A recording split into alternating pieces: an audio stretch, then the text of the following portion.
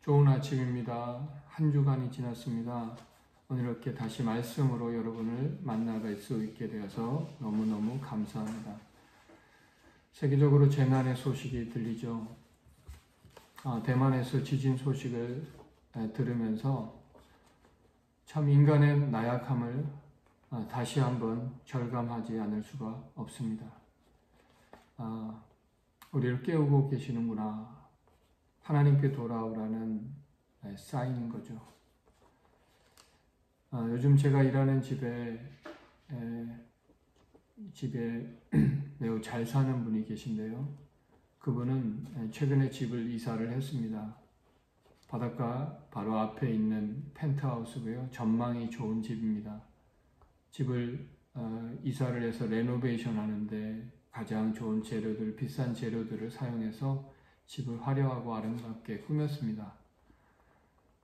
지난주에 가서 보니까 발가락을 다쳐서 수술을 받고 꼼짝을 못하고 있는 모습을 보면서 저분에게도 정말 하나님이 필요하시구나 하는 생각을 하게 되면서 저는 회개했습니다. 마치 저분에게는 하나님이 필요 없는 것처럼 생각했던 제 자신을 회개하게 되었고요. 그분을 위해서 기도하기 시작했습니다.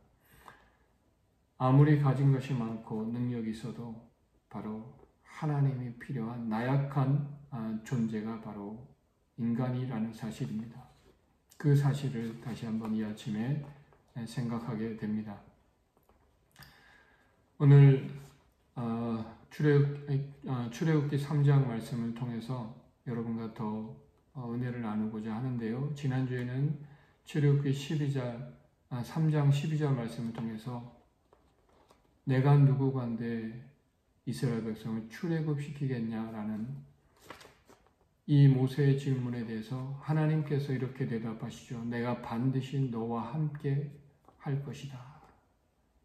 함께 하나님께서 함께 하심이 내가 누구인가 보다 중요하다라는 말씀을 드렸죠. 저도 호주에 살면서 가장 힘든 때에 하나님께서 주신 말씀이 있었는데요.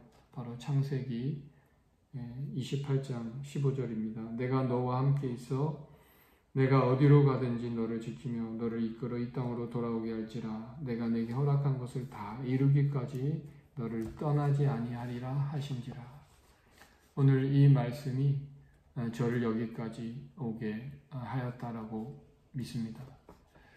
하나님의 함께 하심을 위해서 우리가 점검해야 될 시급한 것은 바로 내 신을 벗었는지 또 우리의 삶의 주도권을 넘겨드렸는지를 우리는 점검해야 될 것입니다.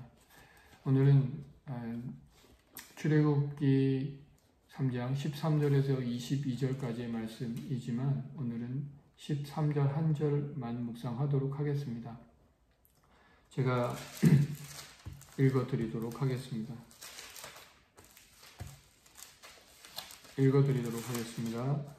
모세가 하나님께 아뢰되 내가 이스라엘 자손에게 가서 이르기를 너희의 조상의 하나님이 나를 너희에게 보내셨다 하면 그들이 내게 묻기를 그의 이름이 무엇이냐 하리니 내가 무엇이라고 그들에게 말하리까.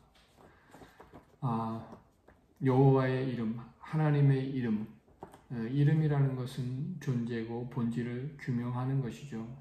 그들이 묻기를 이라고 말하고 있지만 실제로 이 모세의 마음속에 하나님이 누구신가에 대한 궁금함이 생겼다라고 믿습니다. 하나님이 누구신가, 하나님이 어떤 분이신가에 대해서 관심이 생겼다라는 것은 이것은 하나님의 부르심이고요. 또한 하나님과의 관계의 시작이고 신앙생활의 첫 단추입니다. 저도 중학교 2학년 때 교회를 처음 나가기 시작해서 10년 세월 교회를 열심히 나갔지만 실제로 제가 군대를 갔다 오고 나서 정말 하나님에 대한 관심이 생겼고요. 그래서 저는 성경을 읽기 시작했습니다. 어쩌면 그때부터가 저의 신앙생활의 첫 시작이 아니었나 하는 생각을 해보게 됩니다. 오늘 말씀 보니까 내 백성이 지식이 없어 망하는도다. 나는 인애를 원하고 제사를 원치 아니하며 번제보다 하나님 아는 것을 원하노라. 이스라엘 백성들이 신앙생활이 형식화되어 버린 이유가 있다면 바로 하나님에 대한 관심이 없고 하나님을 알지 못했기 때문에가 아닐까 하는 생각을 합니다. 하나님에 대한 관심 그리고 하나님을 안다는 것은 바로 기독교인의 첫 번째 의무라고 생각합니다. 자식이 아버지를 알려고 하지 아니하고 외면할 때 불효자가 될 수밖에 없는 것처럼 하나님을 알지 못하는 그리스도인이란 결국 하나님과 무관한 사람이 될 수밖에 없는 것입니다. 하나님에 대한 관심으로 인해서 하나님을 알아가는 것, 그것은 신앙생활의 첫 출발입니다. 기독교와 우상 종교와 다른 점이 있다면 우상 종교는요 머리를 쓸 필요가 없습니다. 우리에게 아무것도 요구하지 않습니다. 그냥 시키는 대로 하면 됩니다. 그런데 기독교는요 배우고 연구하고 알아가는 것입니다. 그것이 우리를 진리에 이르게 한다라는 것이죠. 성경은 또한 베레아 사람처럼 그래서 간절한 마음으로 말씀을 받고 이것이 그러한가 하여 날마다 성경을 상고함으로 그 중에 믿는 사람이 많았다고 말씀하고 있습니다. 그래서 영생은 하나님과 그의 아들 예수님을 아는 것이라고 또한 성경은 말씀하고 있는 거죠. 우리가 그러므로 우리는 맹목적으로 믿는 것이 아니라 하나님의 규례와 법도를 배우고 내가 연구하고 또 그것을 또한 행하고 살아갈 때 내 안에서 진리와 지식이 자라도록 그래서 해야 된다는 것입니다. 그러기 위해서 우리는 하나님 말씀을 직접 읽고 묵상하고 또 말씀대로 살아가는 삶을 사는 것이 참 중요하다라는 것입니다. 종교개혁이 왜 일어났습니까? 지나치게 종교화되고 형식화되어 있는 가톨릭의 종교를 깨트리고 오직 성경의 가치를 높이 들고 말씀의 진리를 따르자라고 해서 시작했고요. 오직 성경으로 오직 말씀으로 돌아가자고 한 것이 바로 종교개혁이었다는 것입니다. 우리 삶에 또 한 번의 이 종교개혁이 필요하다고 믿습니다. 다시 한번 하나님 말씀의 가치를 높이 들고 하나님에 대한 깊은 관심, 하나님 말씀을 가장 높은 가치가 되어지고 다시 말씀으로 돌아가는 이 종교개혁이 우리 삶의 절실히 필요하다라고 믿습니다. 그러기 위해서 우리의 하나님 말씀 우리 삶에 새롭게 인식되어져야 한다는 거죠.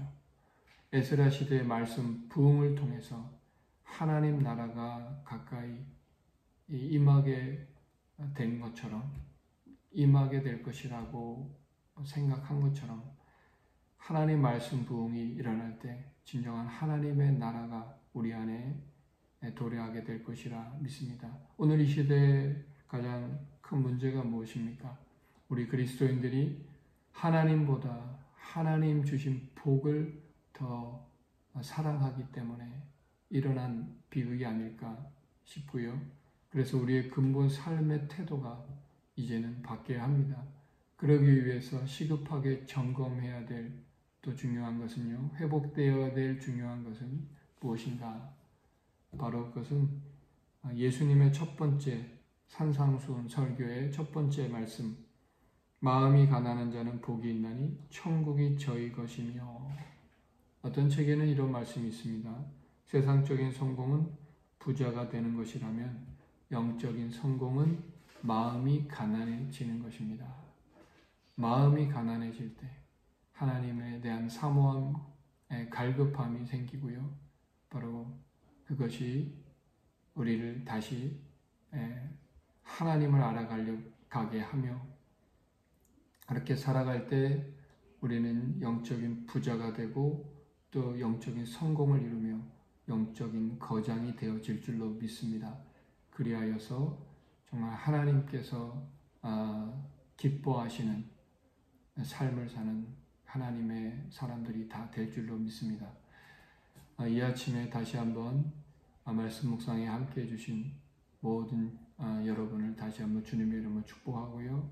한 주간 말씀으로 승리하시는 그런 저와 여러분 되시기를 축복합니다. 사랑합니다.